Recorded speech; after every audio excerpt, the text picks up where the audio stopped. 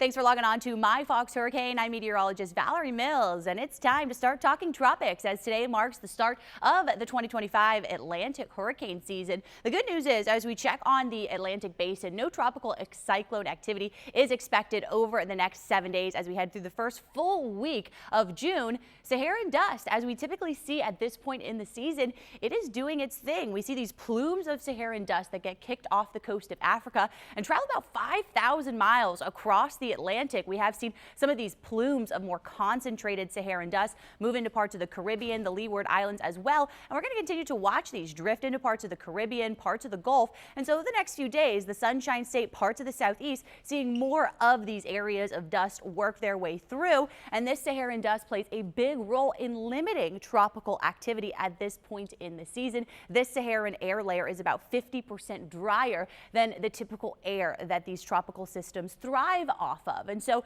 early in the season, we typically see systems form a little bit closer to home rather than out in our main development region, which is typically blanketed in quite a bit of dust. But check out the numbers as we look at the outlook for this upcoming hurricane season. We are tracking warm sea surface temperatures and the potential for an active West African monsoon, those tying in to these above average forecasts. And so there you see an average season that offers 14 named storms, 7 hurricanes and 3 major hurricanes. NOAA this season is forecasting 13 to 19 named storms. CSU kind of landing right in the middle with 17 named storms. We're talking 6 to 10 hurricanes being forecasted. CSU forecasting 9 major hurricanes, 3 to 5 with 4 at the CSU forecast office. And so this is another big picture here. The season probability calling for a 60% chance that we do have an above normal season. We do have this 30% chance that the season is going to be near normal activity, but we check on waters and they are warming up very quickly all across the Caribbean, into the Gulf and off our local waters.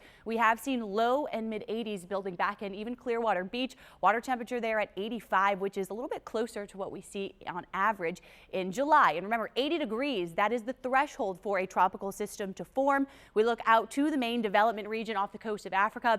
And water temperatures, they are not as warm as they were at this point last year. So that is some good news there. We look at your tropical cyclone outlook. This is from June 4th to the 10th, and it is highlighting this area out into parts of the East Pacific where we've already seen our first name of the season there, named Alvin. We also watch the potential for more increased rain for parts of the kind of Western Caribbean into the Southern Gulf. This is going to be from the 4th to the 10th of June. So not a big area of concern, but it's not out of the question that over the next couple of weeks, some of these storms will start to get a little bit more active. We look at the first named storm by year. Look at last year, right almost on average. June 20th is when we typically see our first named storm. Last year it was June 19th, but back in 2020 and 2021, we had those early season storms starting out right around the middle and the end of May. There's a look at our upcoming names for the season. Andrea, that is the first one on the list. We'll continue to keep you updated right here on My Fox Hurricane.